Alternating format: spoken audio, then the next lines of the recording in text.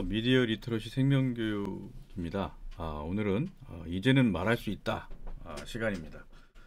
예, 오늘은 전 세계에서 유례가 없는 세계 최초 비대면 강간 사건의 후속 사건에 대해서 이제 말씀을 드리려고 해요.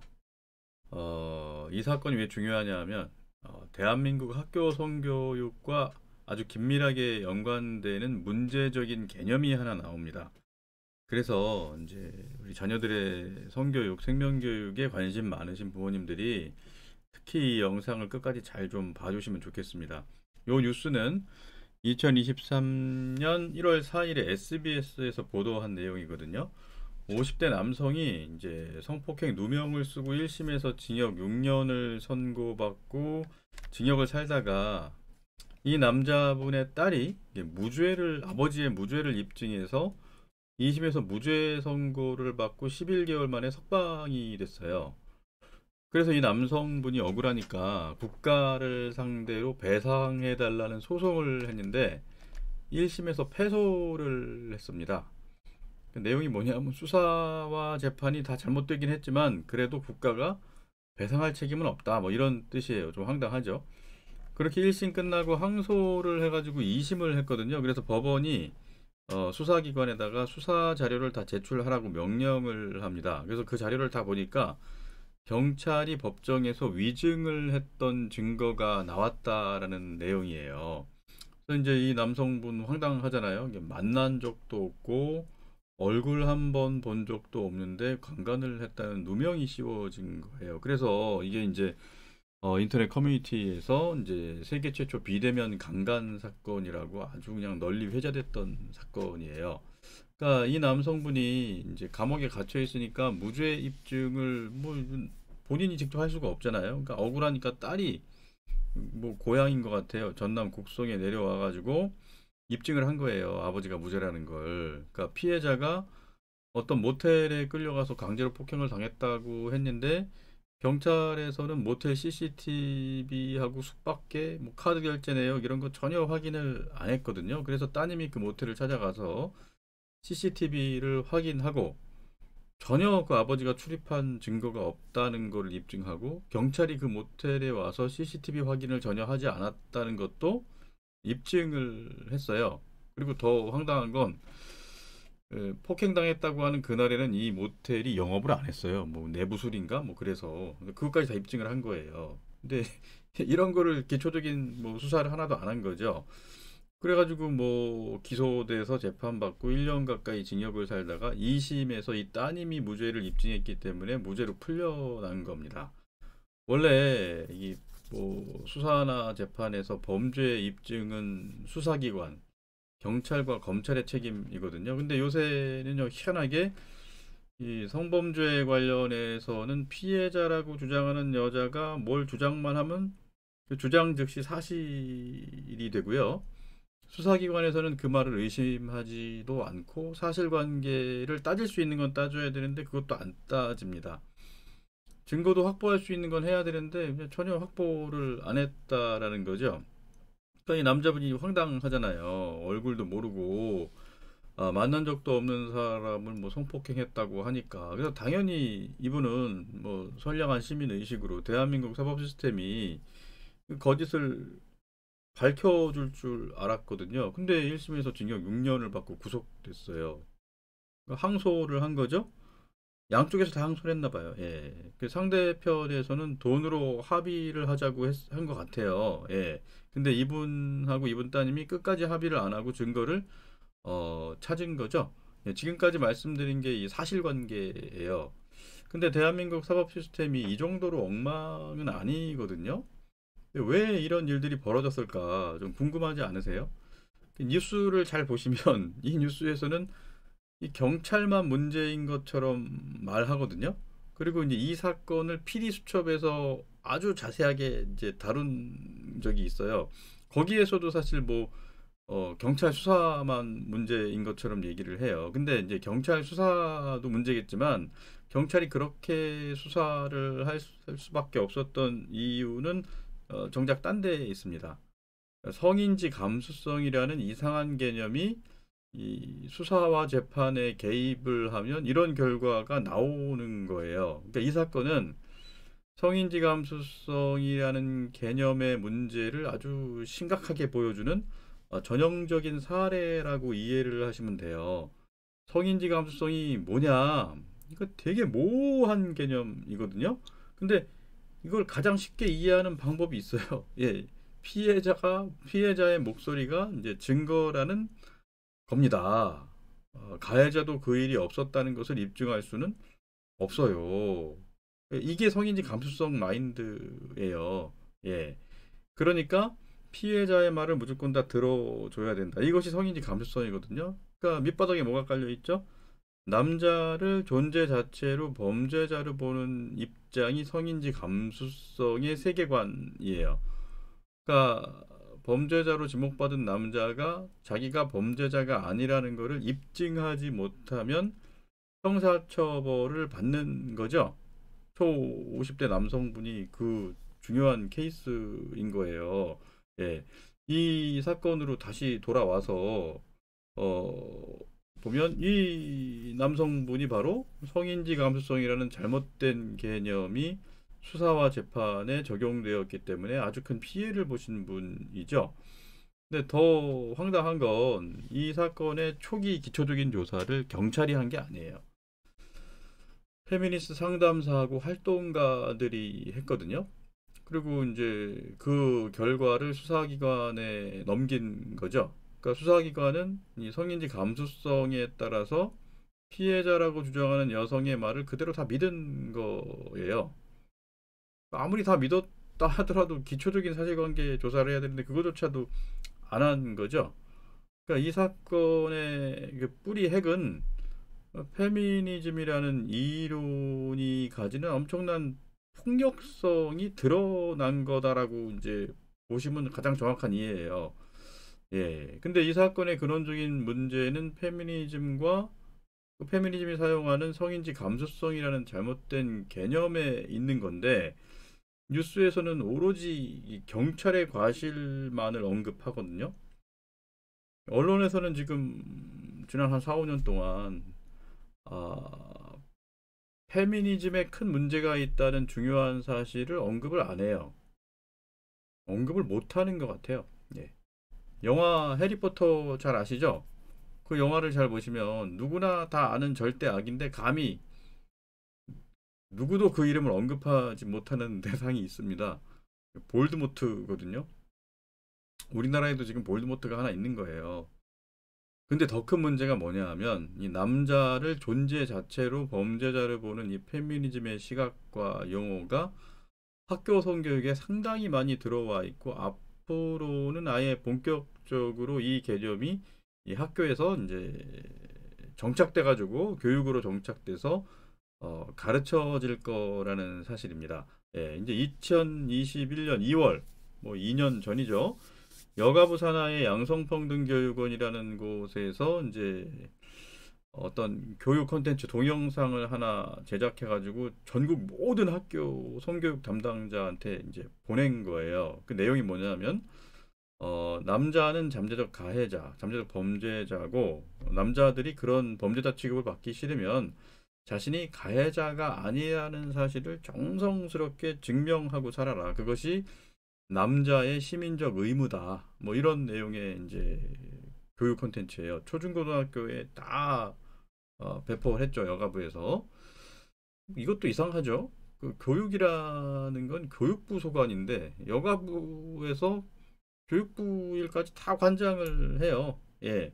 근데 이게 남자를 잠재적 범죄자로 보는 게 이 성인지 감수성의 개념이거든요.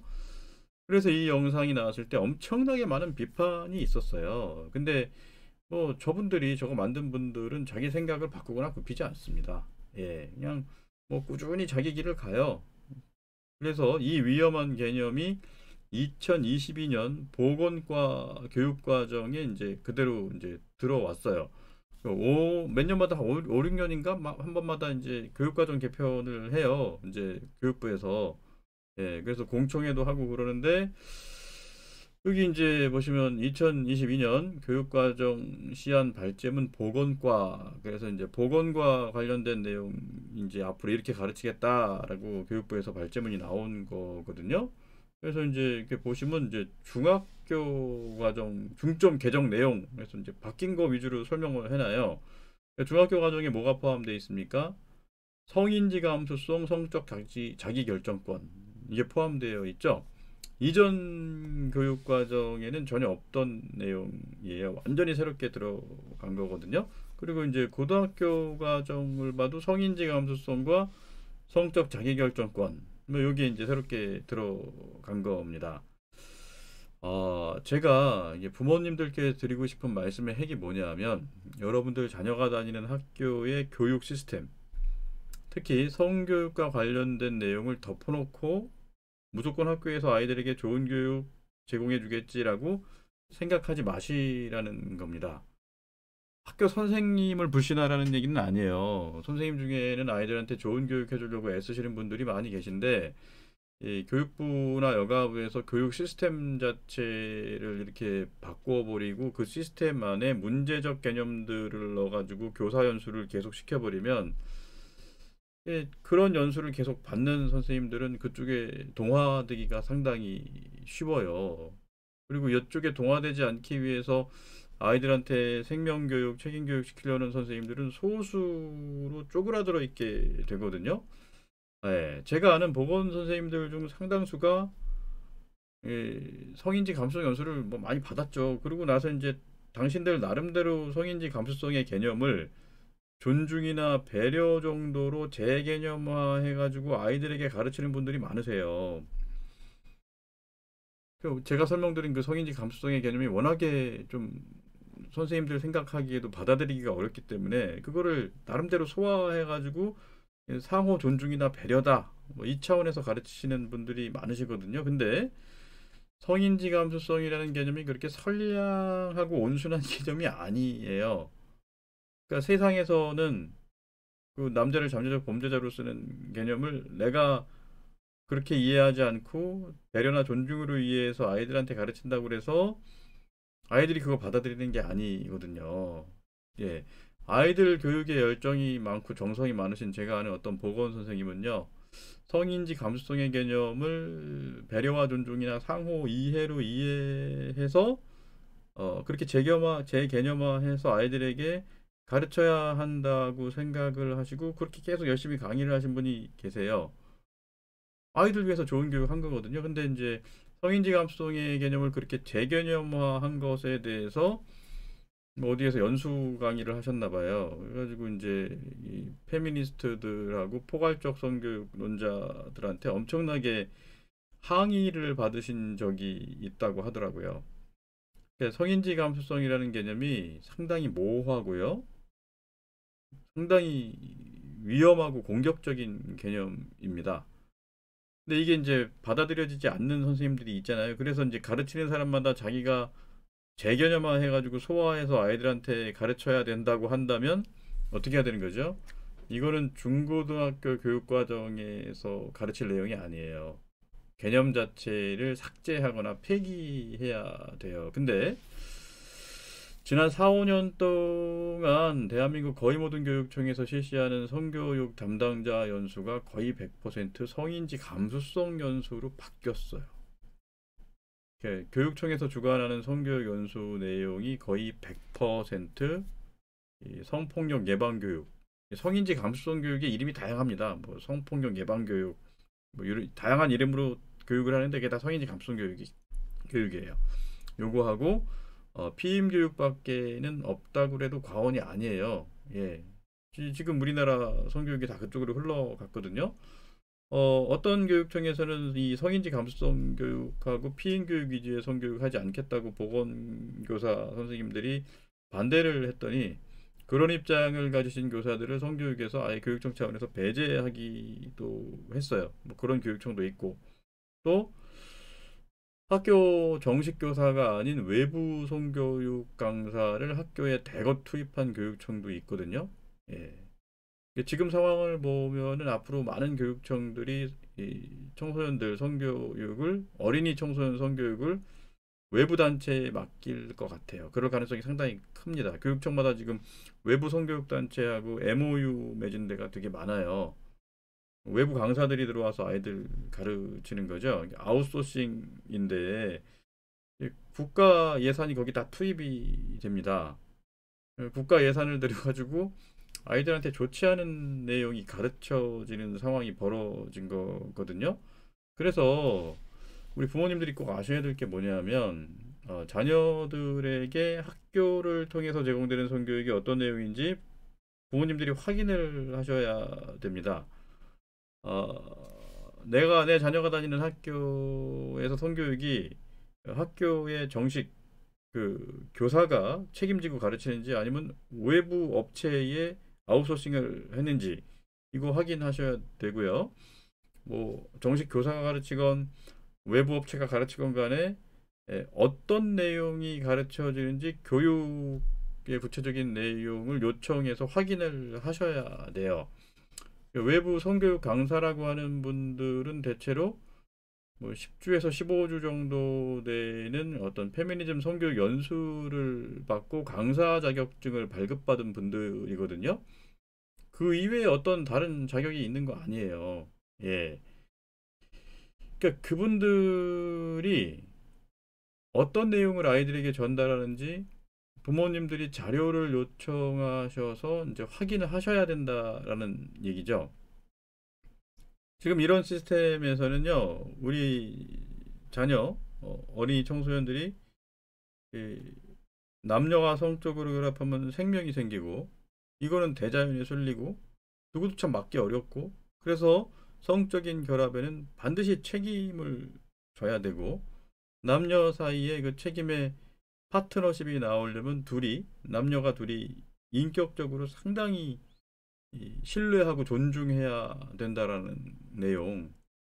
그리고 남녀의 성적 결합이 가장 온전하고 안전하게 이제 이루어지려면 혼인과 가정이라는 어떤 전망을 가져야 된다라는 이야기.